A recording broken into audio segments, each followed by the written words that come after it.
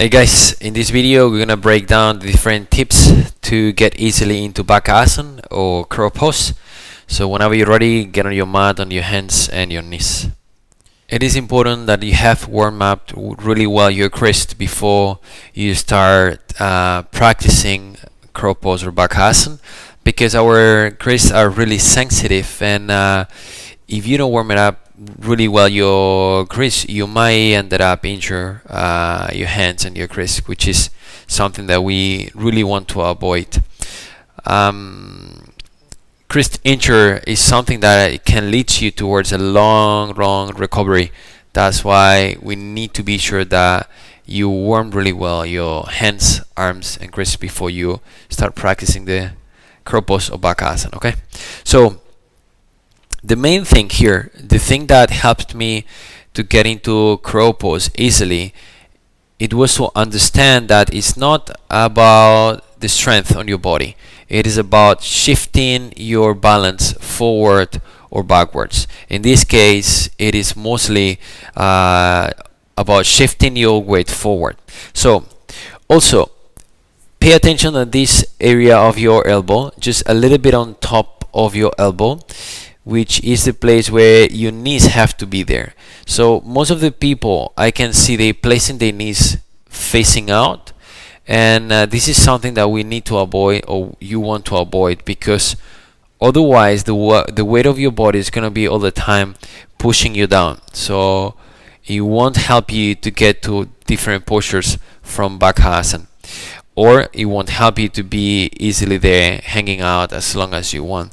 That's why we need to tuck our knees on our elbows, pressing the hands strongly down. By doing this, all what you have to do is just shift forward your weight, and wait until your legs start lifting by themselves up. Something that we need to avoid is just to push our legs up or push yourself to lift your legs up, because this is something that is not going to happen. You're going to end up falling and falling again. That's why it's called balance. We need to find the balance. So press your hands down, tuck your knees on your elbows, make sure your knees are stable there, and just by pressing your hands down, shift your weight forward and keep leaning until your feet lift by themselves. Once you're here and you start feeling comfortable hanging out there, you can start lifting your heels more, expanding your chest more, lengthening your spine more, so you can start fixing your posture. But the main thing is just to press your hands down and lean forward. You can also use blocks if you need it, if you feel more comfortable, or if you're scared just to fall down on your face, you can place some bolster underneath so you feel more comfortable and more safe. For me, it's something that I don't feel comfortable with. I prefer just to work without props, but not because I'm working that way, it means you have to work in that way.